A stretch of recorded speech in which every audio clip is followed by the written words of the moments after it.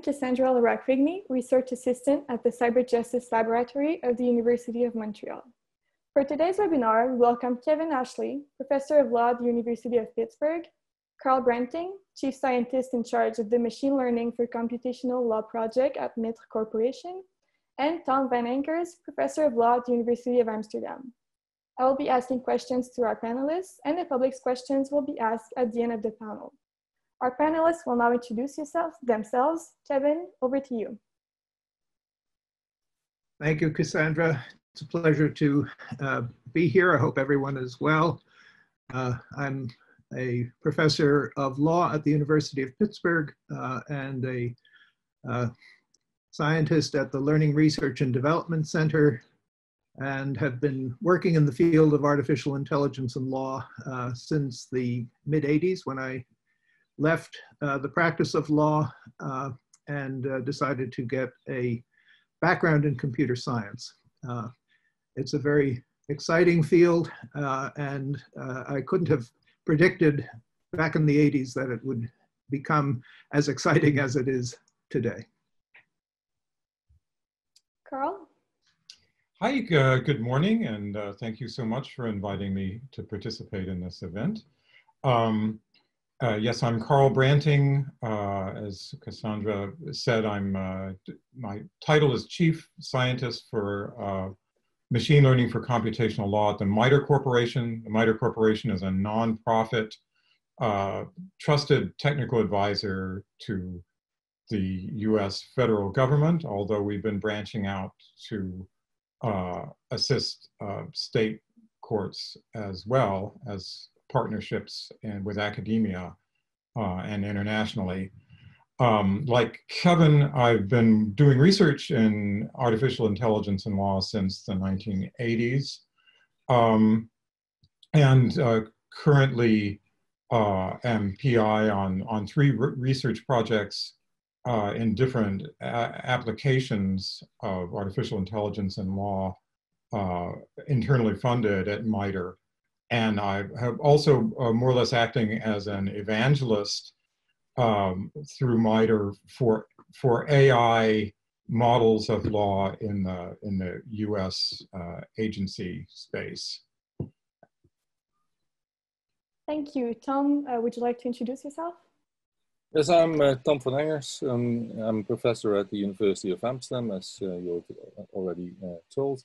I'm the director of the Leibniz Institute. My personal experience in AI and law goes back to the 80s again. So I think that's what Karl, Kevin, and I have in common, although we seem to have quite different angles. So the Leibniz Institute, my research institute, is joint between the University of Amsterdam and TNO. TNO is the organization for applied research, similar to the MITRE organization that Karl is working for. Within TNO, I'm a principal scientist, and I'm the chairman of the scientific advisory boards to the board of TNO. Thank you all. I'm very glad to have you today.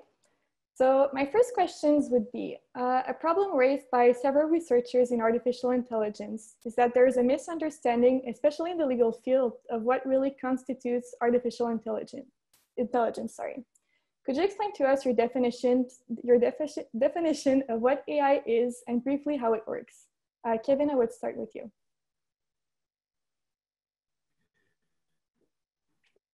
Well, I think of artificial intelligence as building computational models of behavior that, at least when humans perform the tasks, we call it intelligence. And AI in law is the modeling of legal reasoning behaviors using computational techniques. Karl, would you have anything to add to that?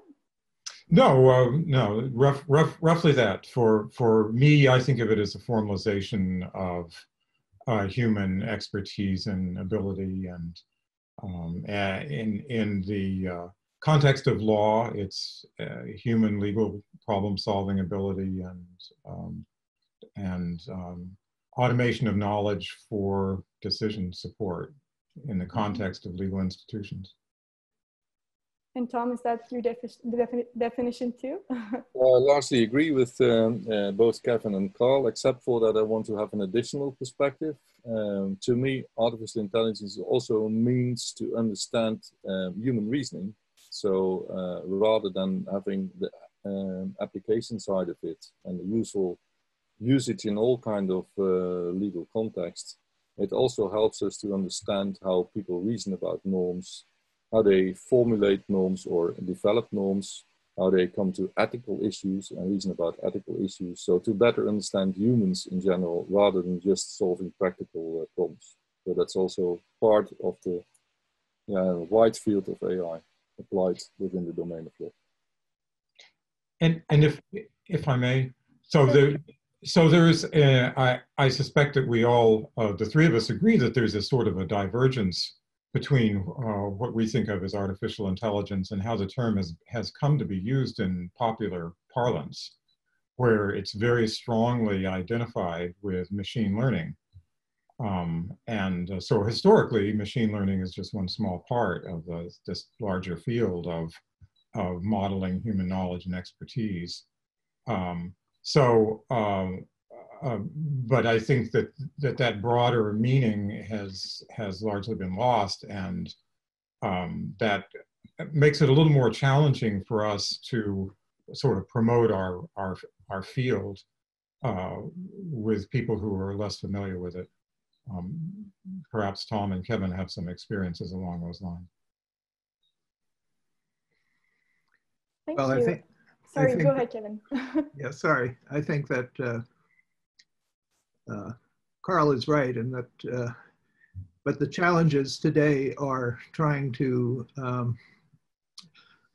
Karl and Tom and I both come from a tradition where we develop models of legal knowledge, and we find ourselves in an environment where it's now applying machine learning to large amounts of data, whether it's text or otherwise. And the machine learning programs do a nice job of predicting outcomes, but they don't do a good job of explaining their reasons. And for explanation, presumably that expert knowledge is going to be required. Human knowledge is going to be required. And so the challenge is how to figure out how to bring these two resources together. Yeah, so I very much agree with Kevin and also Karl. And to me, the future is definitely in hybrid AI. So where we have mixtures of data-driven approaches and knowledge-driven approaches. And I would say the one without the other would be a very poor form of AI. So as we all know, artificial intelligence is an integral part of our lives. It seems to bring important advantages to several organizations, whether in the medical, advertising, or even community fields.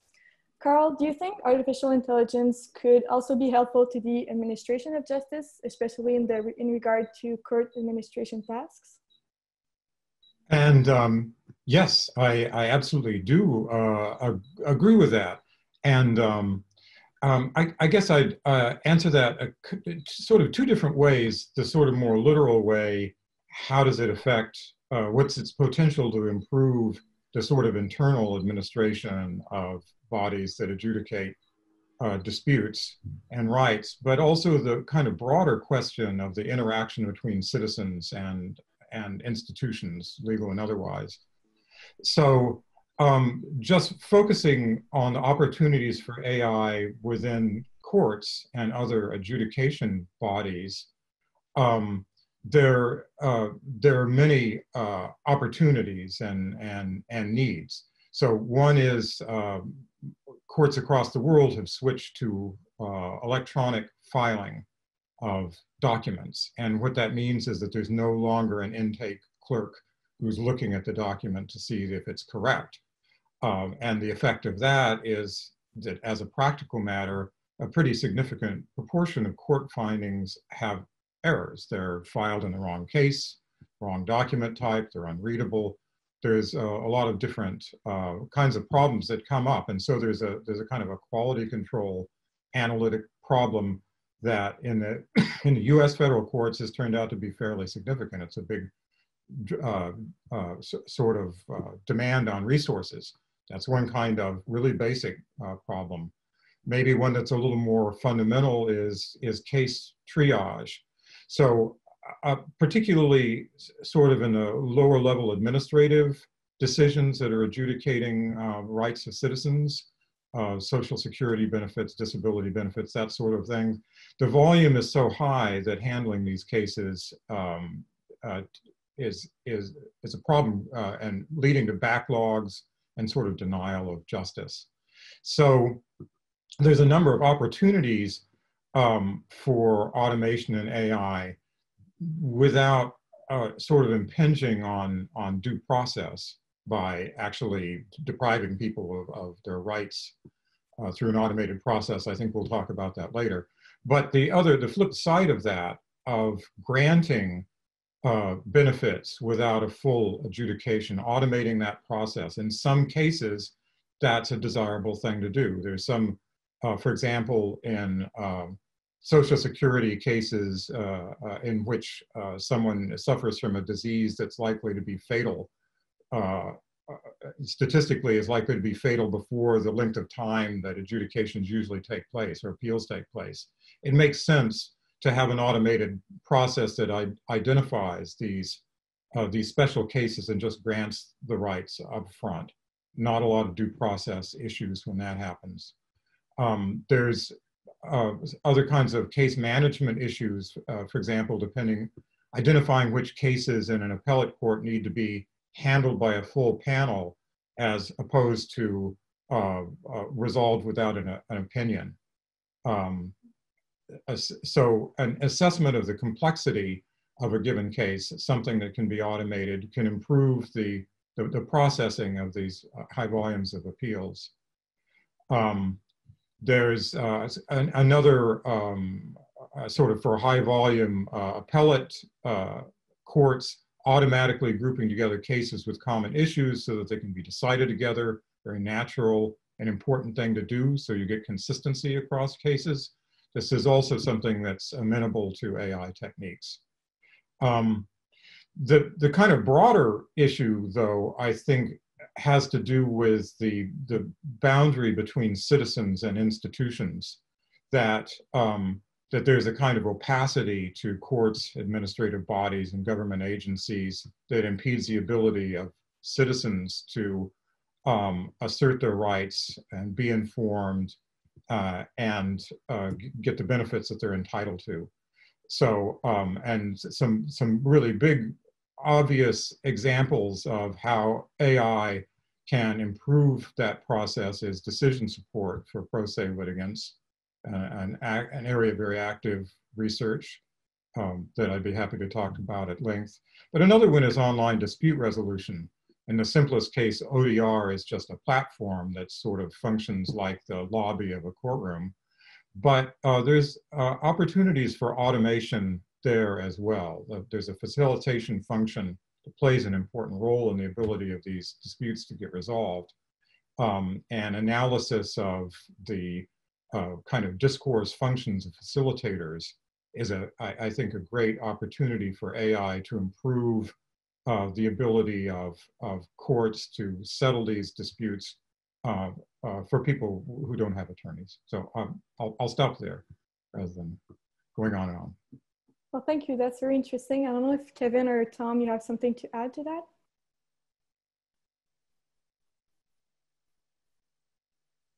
Yeah, well, Karl already made the path to, well, the administrative processes. Of course, there are many. You can think of citizens dealing with all kinds of problems, asking for social benefits, or companies looking for entitlement on subsidies and so on and so forth.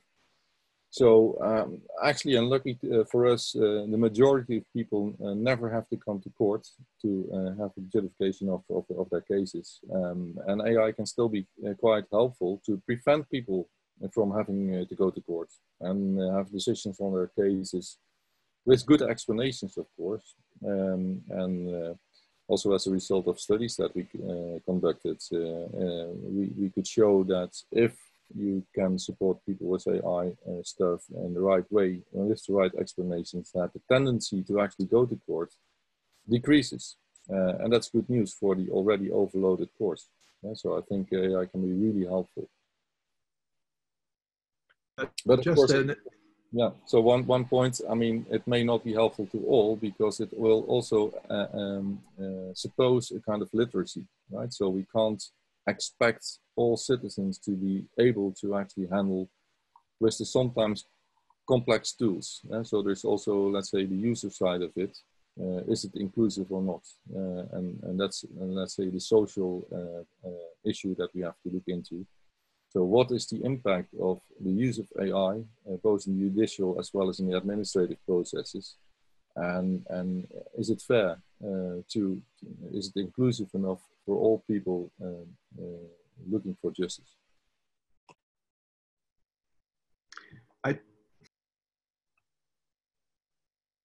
I had an example in support of Karl's point. There's a lot of work being done internationally, and in particular in Brazil, where the numbers of cases that are appealed all the way up to the top to the Supreme Court are astronomical, and they simply don't have the resources for applying the filter or the rule that decides whether you have that right of appeal or not. And any kind of contribution that a system can make in helping to do that filtering is desperately needed there. As a result of which, there's a tremendous amount of cooperation between the government and the private sector and academics in trying to build these tools, and they've had some success with it. Thank you. That's very interesting. So Kevin, could you explain to us what applying machine learning to predict judicial outcomes means and how it can help legal practitioners? Because I think that's another way in which AI can help. Yes. One thing about working at home is there's always somebody mowing a lawn outside of your window, so I apologize for that. But interestingly, the earliest work in predicting outcomes of cases that I'm aware of is a program that was done in Canada in the 1970s by Ian Mackay, a program that represented Canadian tax cases in terms of 46 features and predicted outcomes. Very impressive work. More recently in the US, there's been a lot of focus on Dan Katz and Mike Bomarito's Supreme Court prediction program that's based on a database of features that have been prepared over the years by academics in the political science domain, and it correctly forecasts 70% of case outcomes at the justice level. The interesting difference recently is that the predictions are now being made from the texts of cases. So the two examples I provided are examples where somebody has read something perhaps and manually represented the features for the cases. Now, increasingly programs are doing that, although they're doing it in surprising ways. So, for example, there was a program, Lex Machina from Stanford Law School, that predicted outcomes of intellectual property cases based on information in the texts of the cases, not about the facts of the case or about the merits of the case, but really just about participants and their behavior. The firms that are representing the plaintiff, the firm that represents the defendant, the judge, the district, that kind of thing, and achieving reasonable accuracies. And that project has been absorbed now into LexisNexis. In Europe, there's been a series of 3 very interesting papers starting in 2016 with the Elitris paper, where a program predicted outcomes of decisions of the European Court of Human Rights based on the fact sections of the decision. And that's been followed up by colleagues of Elitris who have applied recent sophisticated embedded models of the texts called BERT, and used attention-based neural networks that highlight the most predictive portions of the text. And that has also been followed up by work in the Netherlands using the same data set, actually an expanded set of those cases. They made the data publicly available so that other researchers can work with it. And these programs are making predictions based on the texts of the fact sections of cases. Trouble is, they tried it by predicting simply from the names of the judges involved, and they achieved predictive accuracies almost equal to that of with the facts. So you have to be very careful with machine learning in these connections. I mentioned before that one of the challenges is that these machine learning programs don't explain their predictions. And thus there's been some interesting work on those sorts of hierarchical attention networks where the weightier or more predictive parts of the text are highlighted. Could that be part of an explanation? Karl did a very nice study reported in 2019 that suggested that that doesn't work very well, but those highlights don't amount to an intelligible explanation. And for that, I think that we're going to have to go back to the models that were developed in the AI and law field that took factors into account, stereotypical patterns of fact that strengthen or weaken a side's argument, and work on getting the machine learning to identify those factors, and then plug in the models and you'll have a basis for explanation. As to the implications for the legal profession, we've seen some interesting projects. One imagines that it will inform strategic planning in a litigation decision-making context. Professor Dan Ho at Stanford Law School has been working with decisions of the Board of Veterans' Appeals and developing a technique whereby administrative law judges will submit draft opinions to a program and get an estimate of the likelihood that they'll be overturned on appeal and maybe rethink their decision and rewrite their opinion. People have to be careful though, because as far as I know, these machine learning programs have never really been tested out in the real world in the field. Various machine learning evaluation techniques have been applied, but it doesn't involve extrinsically testing them in the field with real human users and real new cases that come along the pike. So that's a problem. There are other uses for this predictiveness. I was involved with a project also reported at ICAL in 2019 where sentence predictiveness was used to select sentences for summarization of a case, to provide some useful information for that purpose. There are, of course, programs that are learning treatment regimes for various administrative decisions like judicial bail decisions, although they've got their issues with fairness, as we'll talk about probably later. And the lex machina type of analysis based on the participants in litigation proves useful for lateral hiring decisions. So law firms can use these techniques to find out who the partners are out there in the field of IP law are successful, and then maybe lure them into hiring them laterally. So it is having some practical effect on the field, although I think that the lack of extrinsic evaluation is a limitation still. Thank you. Karl, do you have something to add? I do. Yeah, so I, as Kevin mentioned, I've actually done some work in this area, not on the European Court of Human Rights, but in some other domains, particularly domain name disputes under the World Intellectual Property Organization. We put together a corpus which is actually now available, and I hope other researchers will look at the work that we've done.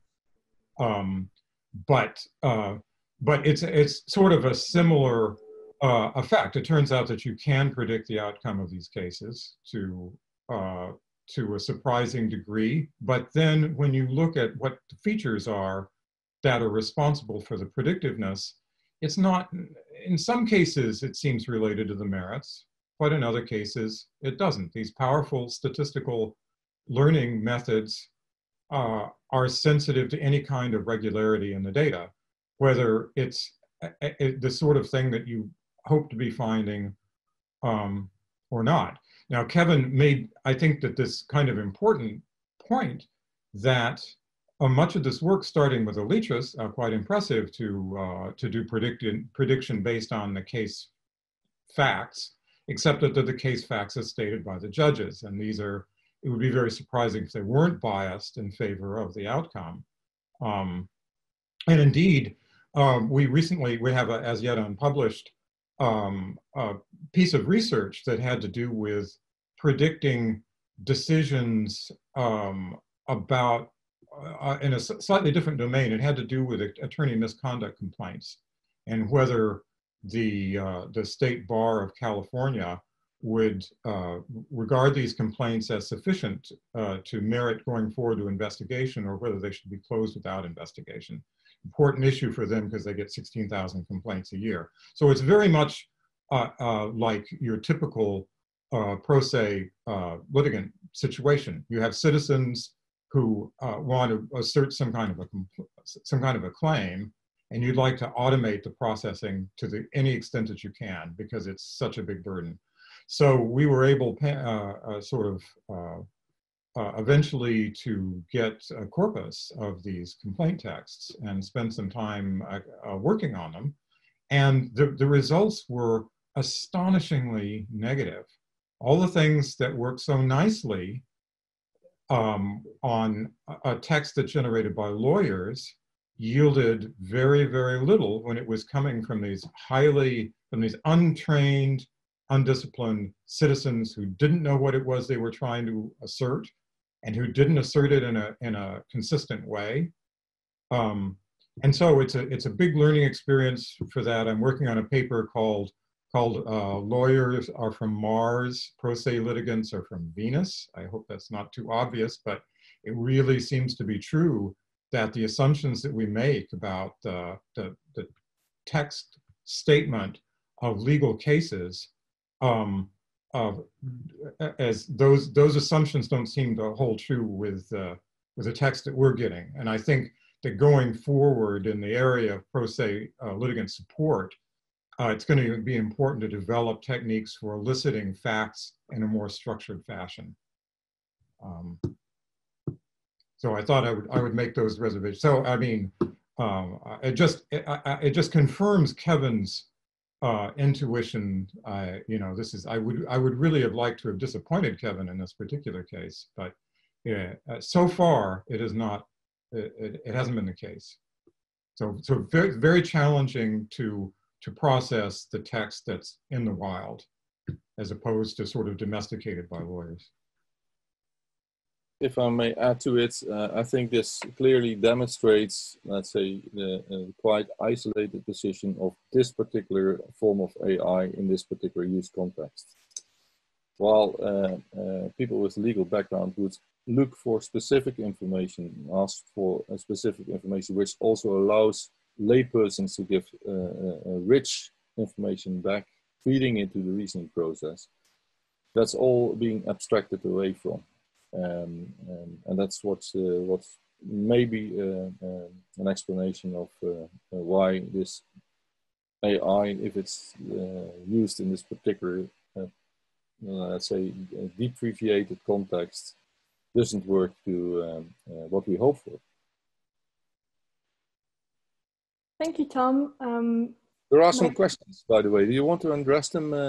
I see a question of Jeremy Wyatt, and we'll address them at the end. We'll have I invite the participants to ask their questions all along, and then we'll address them at the end of my questions.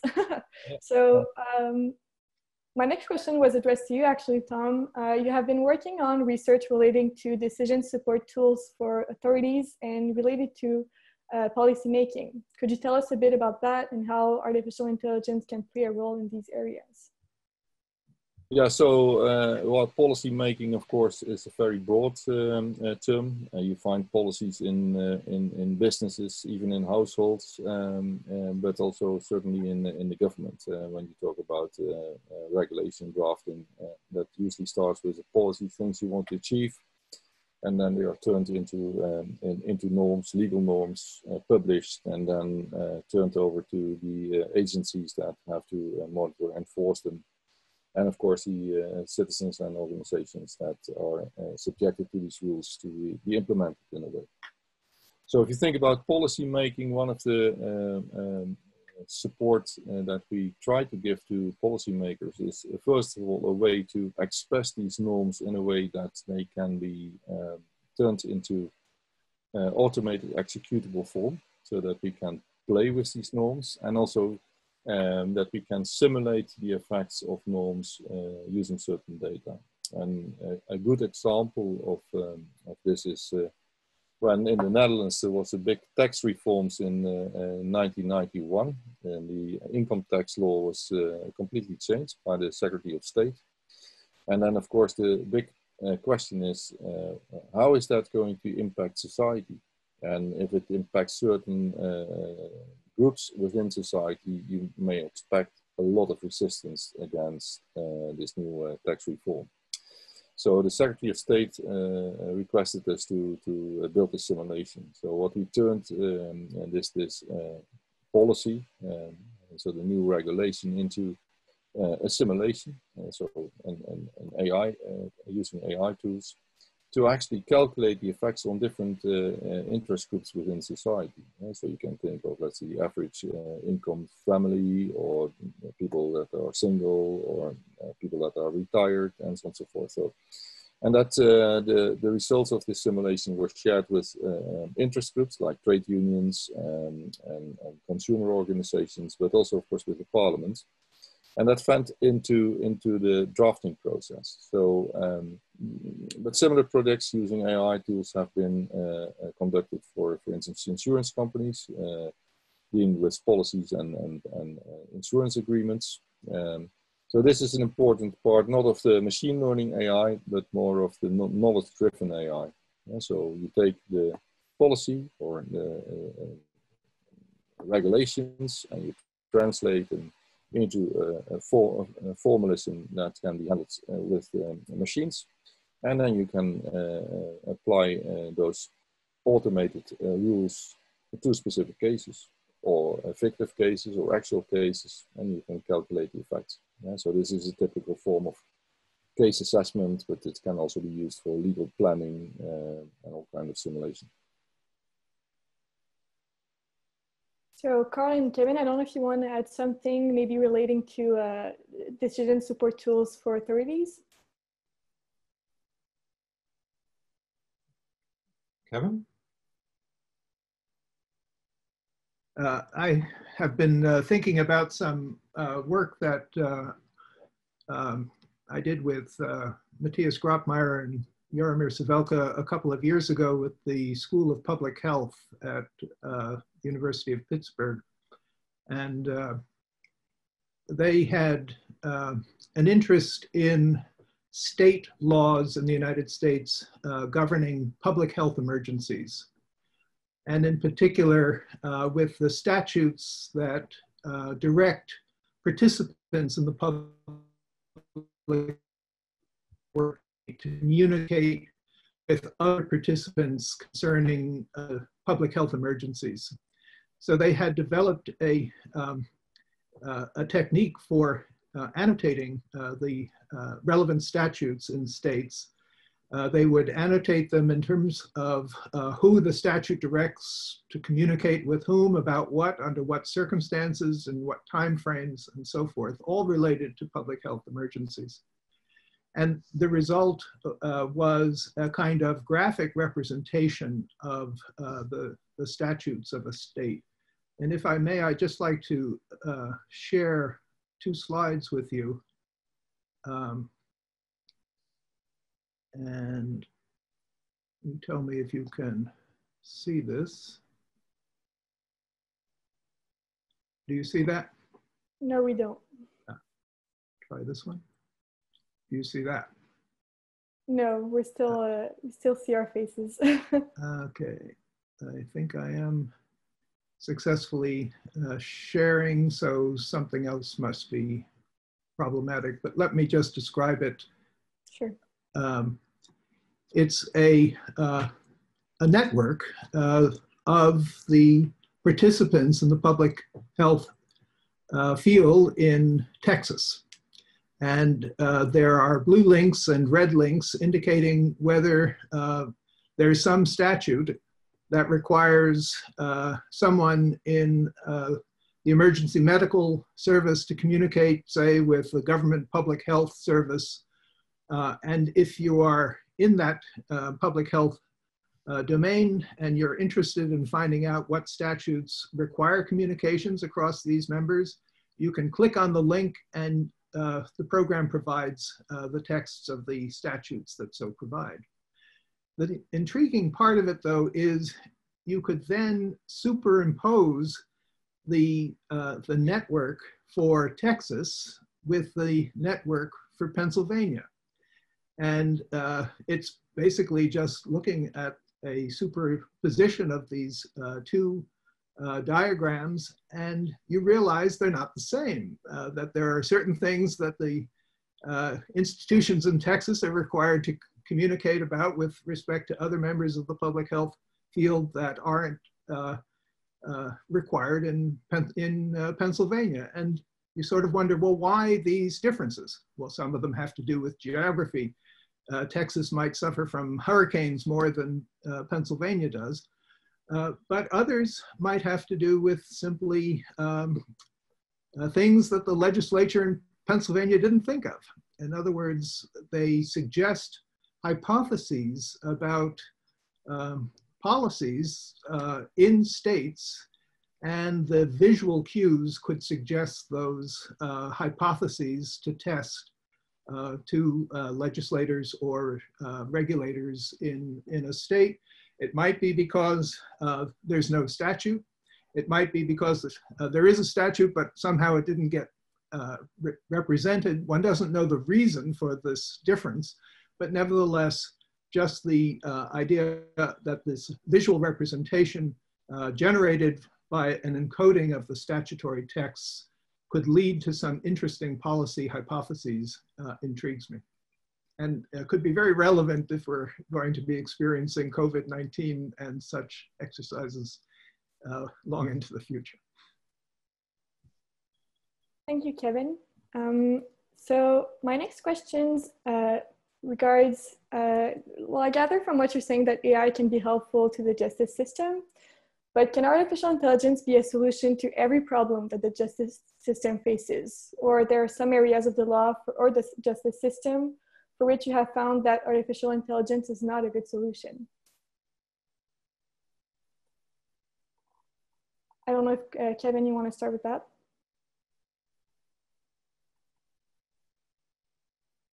Well, I think there are many problems that I wouldn't want to apply AI to try to address. So much depends on the concept of a use case. Identifying the practical problem that one wants to address, and then considering what you can develop to address it. And generally speaking, one said, statistical models are always wrong. Nevertheless, they can be useful. And they can be right enough for certain use cases, but not in general. I have tended in my career to focus on applications of AI in the law that are at least intended to improve legal information retrieval, to help lawyers or people who are subject to legal regulations to more efficiently, more quickly find the relevant information in a large corpus of texts or statutes or whatever. I feel comfortable with that use case. There are some problems that I have to watch out for there as well, but to me, that kind of a use case is where AI, especially the new techniques for applying AI to texts, have their prime function. As you move into making decisions, you face the problem that these systems are biased, they're very fast, they don't explain their reasons, and generally speaking, when it's left to the commercial sector isn't even disclosing how the programs work. And so they're black boxes, and the black boxes making important decisions is a very bad thing. So I try to avoid those as much as possible. Karl, do you have anything to add? Yeah, I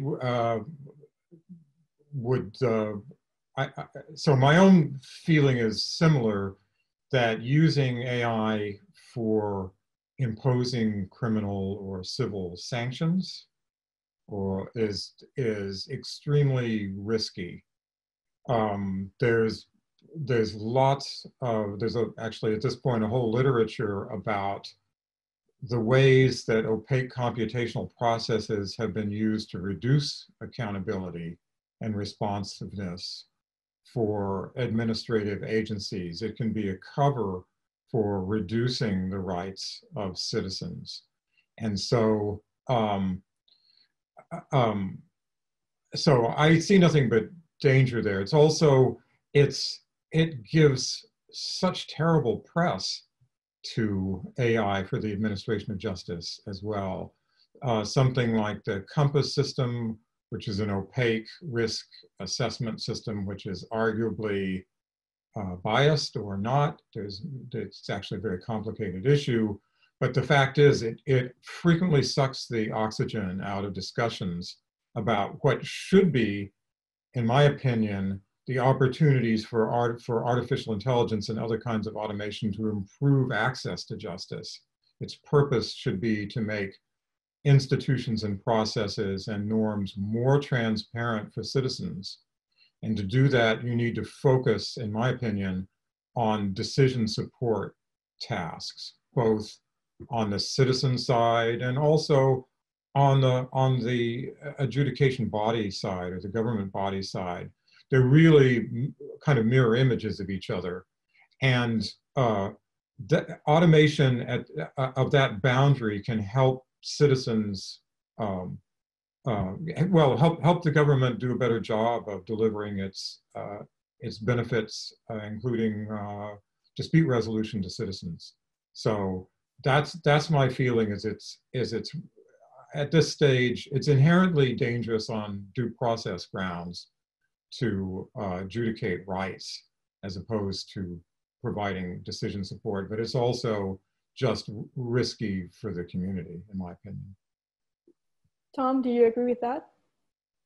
Well, I think, let's say, the point of hiding responsibility, that's of course an issue, and particularly if you're under pressure, people tend to shift away responsibility and to blame the tool for it. That's of course an easy way out, but it's completely unacceptable. So if people decide to use AI supporting their work, that still makes them accountable. And even the decision to use a tool and to use it for that purpose in that particular context, that is a human decision for which the human taking that decision should be held accountable. Having said this, we see indeed some problems. And that reminds me of a recent court case I was involved with as an expert in that particular court case. It was about a new law executed by the Ministry of Justice and Safety in the Netherlands about the rights to hold arms. And in this new regulation, there was an AI system developed, a collaboration between a research institute and a psychological research institute. And the idea was that you could test people on their psychological suitedness to actually carry arms. And that was implemented by the police, of course, to, well, first of all, objectify the criteria and to lower the burden on the police force to actually make decisions. And the reason to do this was because we had an incident already more than 10 years ago where a guy having a permit carrying arms shot a number of people in a shopping mall. Having said this, okay, so this was implemented, and then suddenly people that already carried arms, hunters and also sporting shooters, lost their license because they failed to pass the psychological test, which was, of course, a big drama. And that included some representatives of the force that protected the royal family. And so then they started this lawsuit. And my line of defense was that there's no research ever showed that shows a correlation between the outcomes of a psychological test and the risk of carrying arms. In the Netherlands, it's impossible to study this because there's not enough data, but even if you look worldwide, there's no evidence. Actually, there was only one study performed, and that was in Belgium, where there was a slight but very small negative correlation between psychotism and the willingness to use arms. And probably the reason is that if you have psychotic problems, the least thing you want to think about is by using arms. You have other problems at your mind, right? So actually the argument was a very bad argument. It's not a discussion about the quality of the tool as a predictive tool for predicting the psychological qualities. I mean, the tool could be perfect for that purpose. But in the context of use, it was the complete wrong AI tool. Yeah, so it's not only about the quality of the AI, the quality of the data that the AI was trained on, if you talk about data-driven technology, but also the entire context of use. And if people are confronted with a decision about, well, maybe even more important things than allowance to carry arms, then is there a right and due process? Can you complain about that? Will there be a human re-evaluation of that particular case? Or are you just bound by this, well, maybe unjustified decision by the machine, right? So we have to judge, let's say, the fairness of applying AI in this broad context. And that includes, of course, looking into the quality of the algorithm, but it also includes the due process and everything that's connected to that. Thank you, Tom. I'll go ahead and ask my last questions, and then we can go to the public's questions. So don't hesitate if you have any questions, ask them in the Q&A section. So we touched a bit on that, but I was wondering what are the main issues or risks that you should be aware of when developing a new solution for the justice sector? Well, I'll begin on that. I've been interested in observing the new tools for automated contract analysis that lawyers are using. When I was practicing law, if you were involved in preparing for a merger of your client with another corporation, you would be, and you were as young an associate as I was at the time, you would be led into a small room with file cabinets of hundreds or thousands of contracts and told to identify the risks implicit in those contracts for purposes of your client and their position in this planned transaction. With the tools, the room has been replaced with a virtual room, and the file doors are digital folders, and the contracts are available in a digital form, and they're being analyzed automatically. And you get a nice spreadsheet, and you see all the provisions of particular types. It's a fabulous tool. On the other hand, it's so easily misunderstood, I think, by the users, by the lawyers. I think the main fact that people forget today is that these computer systems cannot read text the way lawyers read text. they can do some wonderful things. They can extract semantic information from text, but they can't read it. And as far as I know, the programs cannot draw inferences across multiple provisions in a single contract or across multiple contracts in that virtual file room. They can only extract what appears explicitly in text. They can't make implicit inferences. They can't make inferences about implicit information. And yet, when you look at the advertising, when you look at the claims made for these products, I worry that the users are just being led to overestimate the capabilities of the system. And I just think that we, in our field, have to constantly remind ourselves and the potential users that we're really at the very beginning of getting computer programs to understand these texts, and they're nowhere near reading yet. Karl, you have something to add? Well, just so my experience is more in interacting with individuals in government agencies. So it's not uncommon for me to present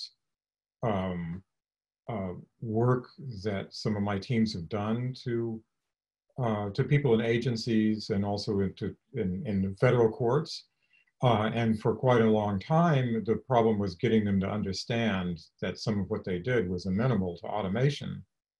But now I would agree with Kevin that there's the issue about managing expectations, that it's not at all uncommon for someone to think, well, if this is something for which there's an automated or an AI technique, I guess it's solved. I'll just shift my staff to a different task because now we have this one solved. But there are not very many such tasks. So we can improve the efficiency of certain tasks. We can make the humans who are responsible for it more productive. But it's very easy, I don't know, science fiction movies or something, it's very easy for administrators to have an exaggerated sense of how advanced these tools are. And somehow getting them to understand that we're in this middle zone where there's some help, but not, we can help people, but we can't replace them, essentially. That's the challenge in my experience. Tom, are there other issues that you've noticed in your work?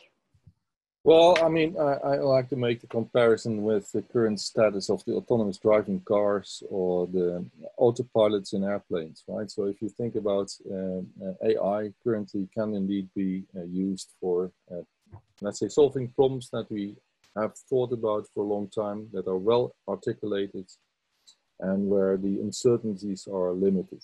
And for those purposes, AI works perfectly fine, and it can really help to improve not only efficiency of organizations, but of course also it will take away the subjectivity of making judgment about those cases, and that's a big advantage.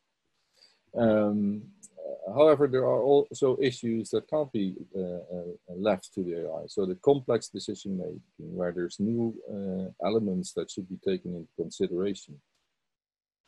And that's typically still very much a human job. So I think, and that's also the kind of AI system that we are using. So there's a particular role for AI systems, particular supporting tasks, but we should keep the human in the loop and actually in control. And that's, I think, the most stressful thing that can happen, that we take the control out of the humans.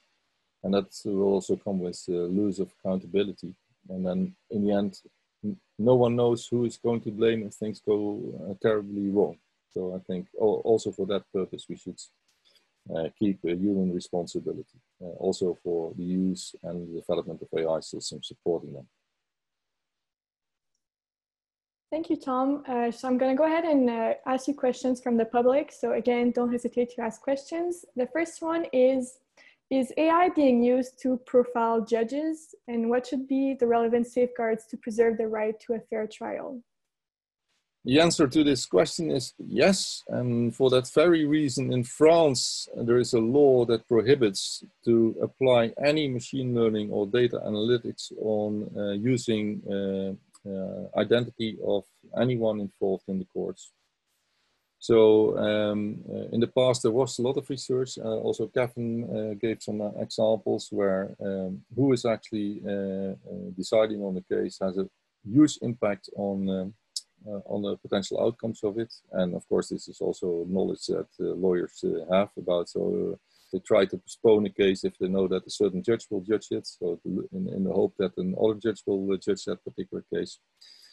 But we try to keep the deeming idea that judges are completely neutral in cases and they don't have preferences and so on and so forth. So it can be quite threatful if to use actually AI for this purpose. Nevertheless, I think that I would personally promote the idea of transparency. So if judges are biased towards certain cases, then it's better that the general public knows it. So I'm quite opposing this French law, but I'm not willing to serve 4 years in prison for it. Karl? So if I may, so MITRE has had access to quite a, through this, actually this docket quality control project, we had access to tens of millions of court filings in the US federal courts. And so I was able to squeeze in some experiments that validated the assumption, what Kevin was talking about, that it's not just Lex Machina now, there's various companies in the United States that essentially market information about how likely a given, let's say a motion of a given type is to succeed in a given case based on all these non-substantive factors like who the judge is, who the attorneys are, what's kind of motion and so forth. And so we were certainly able to validate that that is true. I mean, we could run our machine learning algorithms on these motions and then look at what the most predictive factors are, and indeed who the attorney is, what the motion is, who the judge is. And it was, so we haven't published that because federal judges hate it, probably just as much as French judges do. They absolutely loathe the idea of anybody assessing them in any way. And it's exactly for the reason that Tom said, is because they think of themselves as paragons of objectivity, and the whole idea that they should be anything else it's unthinkable. But you know, from our point of view, this is a mistake. Judges should know exactly what all the attorneys know about them. They need to be aware of it. And also they should be conscious of the biases that they're exhibiting. But it's very sensitive. So for MITRE, it's very hard for us to make this case because because we're essentially supporting the judiciary, and the federal judiciary is run by the judges. And so we have to respect those sensitivities. Kevin, you seem to agree a lot with Karl. Do you have anything to add? No, I don't. I think Tom and Karl have handled that question very well. Thanks. All right, we have another question from Jeremy. One of the biggest drawbacks to using AI in the judicial system, especially the courts, is the possibility of enforcing and continuing systemic biases and discrimination. For example, by having AI systems analyze precedent to give a judgment, if the precedents are tainted by bias or discrimination, these will be perpetrated by the AI system in a possibly endless loop. How do you suggest countering or preventing this scenario? Yes, well, if I may start with an answer, the difficulty is, of course, first to discover that there is such an undesirable bias. I mean, so bias is not negative per se. Yeah? So if you think, for instance, promoting equal opportunities for female or minority groups, then typically we use positive discrimination to promote the likelihood of these minorities to enter in the job market, for instance, right? So bias is not a negative thing per se, but it can be, in particular in the example that Karl gave about Compass, and that certainly has some negative issues. So the first step, of course, is to recognize, being able to recognize that bias exists. So what does it mean that we have a certain over or underrepresentation?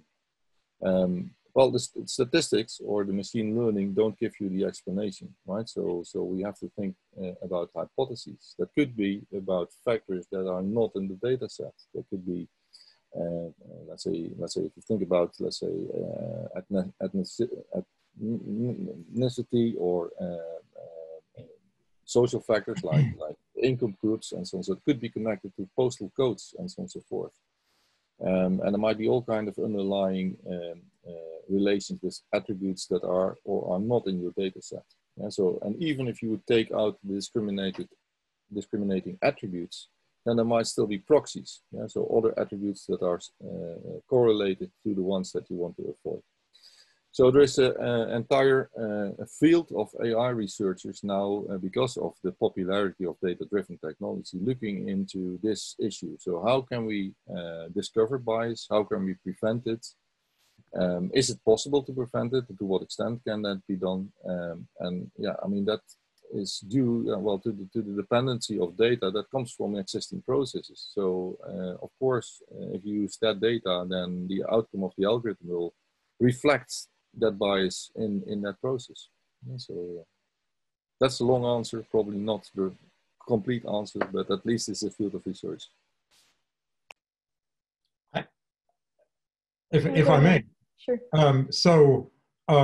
The advice that I give to any governmental entity that's considering automated tools is that they have to take the best practices for mitigating bias into account. They need to be aware of the risks, and also of the, as Tom says, that there's a whole discipline in identifying and mitigating bias that needs to be baked into the system from the start.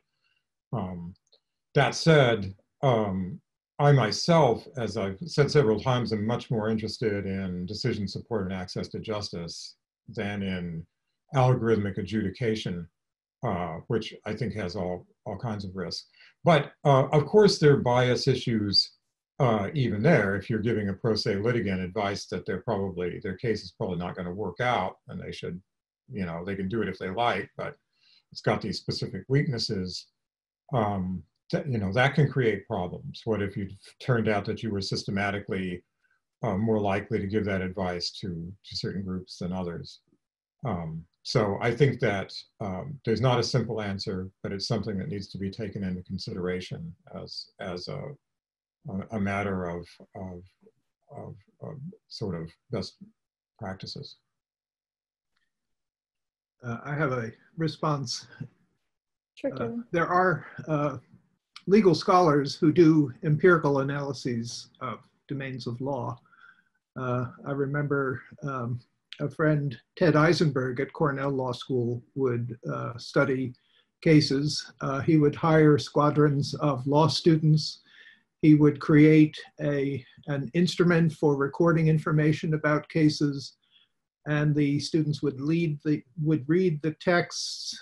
They might, if they could get them, read the briefs as well and fill out these forms, and then Ted would apply statistical models and confirm hypotheses about bias in particular areas. He's famous for it. I have to think that kind of an analysis is easier now with the sort of text analytical tools that are being I think that especially if one imagines we can get access to the supporting papers, briefs and so forth, that this kind of empirical analysis is going to be a whole lot easier than it was, and we probably will be able to turn up bias in ways that we simply couldn't have turned it up before. So I think there is some positive news here. Thank you. I have another question. Will code replace legislation? Yeah, so short answer, no. But what we're working on in the Netherlands, we have a project that's called DigiBeter, so improving the digital service of the government. So what we currently are building is these formal interpretation models of law. And we intend to publish them together with the code written in natural language. So as a service to organizations, citizens, public, people that want to offer tools to support the answering of legal questions.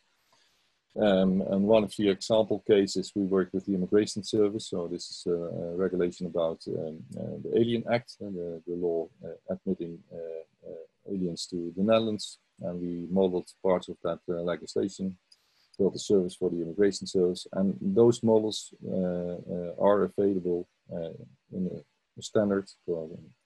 That's a domain-specific language. Will be openly available to anyone to use. So actually, that's the next step that we're currently developing together with the state publisher. So we hope to work the next couple of years to also make this code available next to the legislation in natural language. And if people use that code, then you at least have the official interpretation of the responsible agency. Of course, you can decide to have a different interpretation, then you compare yours with the one that's officially published, and you know that you may end up in troubles, but you also know where those troubles will be about. So we think that's a big step forward. Thank you. We have, oh, sorry, Kevin, go ahead. It makes me remember the work of Lehman Allen, who made the very interesting point over and over again that even relatively simple statutes have multiple logical interpretations. I'm not talking about semantic ambiguity, which has to do with the choice of terminology, but ambiguities introduced by our logical terms, if, and, unless, and so forth, and the fact that in natural language we don't use parentheses to indicate the scopes of these logical connectors, as a result of which he was frequently demonstrated that fairly straightforward appearing statutes had 10, 20, 40, 80 different interpretations. And the challenge is that they were unintentional, presumably, that the drafters simply didn't realize the ambiguities that were latent in the text that they were creating. And so if code is going to replace statutes, the drafting of them is going to be quite a bit different. And all of those ambiguities will have to be resolved, because in code you can specify the scopes. And it may take away the political freedom to have the open interpretation there. And in many cases, to have support for a particular piece of legislation, you need a majority in parliament. And for that reason, sometimes obscurity is a desirable factor. Karl, yes. Yes, so of course there is an international rules as code community. A particular center of activity is at the Singapore Management University, where Ming Wong is kind of a leader, but also there's activity at Codex. And strangely enough, in Australia and New Zealand, there are proponents of this approach. But as Tom suggests, this lack of ambiguity is not always a positive thing. That many legal scholars are of the opinion that it's a little bit outlandish to think that you want to have something that is so precisely defined that there's absolutely no room for ambiguity, because the ability to sort of adapt to new situations may depend on a certain degree of ambiguity. So the places where it seems to me like rules of code has actually gotten used, it has been used some places. It's like the San Jose a zoning board, say. So for things like kind of low-level regulations for things like construction standards and so forth, where there truly is not a whole lot of room for ambiguity or need for ambiguity, it seems to make sense.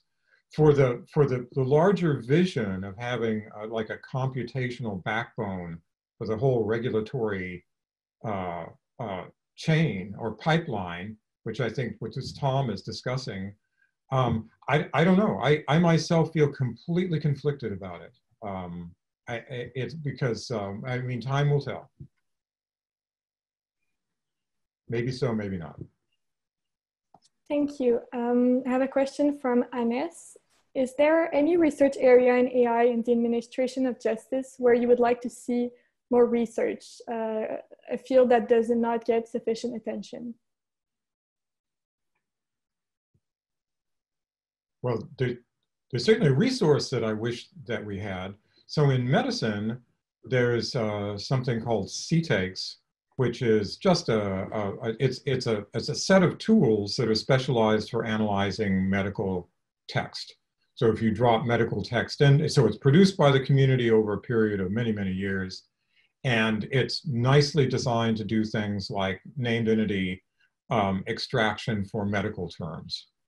And so it's great. But what we don't have is something like that for law. So I think that we need a resource. What I personally would like to see is a suite of computational linguistics resources that are tailored for legal discourse, which is in legal text, which is somewhat different than other genres. I've long been of the opinion that the activity of annotating texts can have some pedagogical utility for teaching law students about law. It takes some doing. One has to create an annotation environment that is as convenient to use as highlighting, because after all, that's what law students do when they read, they highlight. But if you can get them to highlight in colors associated with types, they can actually do something valuable. And if you can focus them on where other students disagree as to how a particular piece of text should be annotated or not, that's often a teachable moment. So I think there's some potential there. And I'd like to see more resources put into the development of the annotation environments and maybe even gamifying it so that one could engage students in it and make them happy students as they're doing it. Yeah, well, I would certainly make a plea for, besides, let's say, doing the very useful job and the work that, for instance, Gavin is doing in annotating case decisions, I think to work on the original material, right? So the minutes that were made during a court case, which is, of course, much more material, that would certainly make a good starting point of understanding the questions, why you can ask for, why those questions, what's the information that's collected, how does that kick into the argumentation, as the argumentation that you see in the case decision is a post hoc reconstruction of what the judges at that case thought to be important. But of course, also the questions and the presentation of the evidence and so forth play a role, and that was done for a reason. So if you want to really understand the normative reasoning or the legal reasoning in that particular case, we should work on a much richer basis than just the case decision. So availability of a corpus with the minutes of those cases, that would be really helpful to feed the current AI to understand legal reasoning in practice, in action. I have a question about the smart contracts and blockchain. I don't know if you have some knowledge about that. So what will be the impact of smart contracts and blockchain in judicial, extrajudicial enforcement? Well, this is by coincidence, perhaps one of the fields that we're working on. By the way, we don't call that smart contracts because the current smart contracts are neither smart nor contracts. We look at, we name it digital enforceable contracts. And this field has become extremely important, at least in Europe, because in Europe we have the GDPR, the General Data Protection Regulation. So anything that's related to personal data, and almost anything, is, as soon as you can identify a person to the data, then it's subjected to GDPR. And that means that you need a legal reason to actually process the data. Gathering is already processing. And there's a lot of protection for the data subject in that case. So informed consent is another way around this. So that also means that all industries and also governments, health industry, are looking into how can we actually fulfill the obligation of GDPR. And one of the ways is to have the agreements of data subjects or the legal basis as sticky policies on the data, so that if you process data, that you know that you don't violate GDPR, that you are actually permitted to apply that particular processing on the data within the context of the purpose that you have. So this is a really important issue, growing. We expect that there will be lots and lots of cases, actually. We just see a few of them yet. I think that in the Netherlands we have seen about 20 cases on GDPR so far. In Europe there are a few more. But you can think that, let's say, if the penalty, which is currently 20 million euro per violation, or 4% of the worldwide turnover, that's a serious punishment for violating GDPR. So it was part of the policy to be laying back on enforcement for a while, but now it's 2 years ago that GDPR became applicable. So now everyone is looking into this, including the smart contracts and blockchain as a solution to actually authenticate the content of those contracts. So this is really a field of research that lots of researchers are looking into. How can we do this? Thank you. So that was our last question. To conclude, I would first like to thank our panelists who, even with a schedule that is certainly busier than usual, accepted our invitation. We attended a very interesting and very enriching discussion, thanks to Kevin Ashley, Karl Branting, and Tom van Engers. I would also like to thank the audience for their participation and their questions. Take care of yourself and your loved ones. Thank you, and have a great day.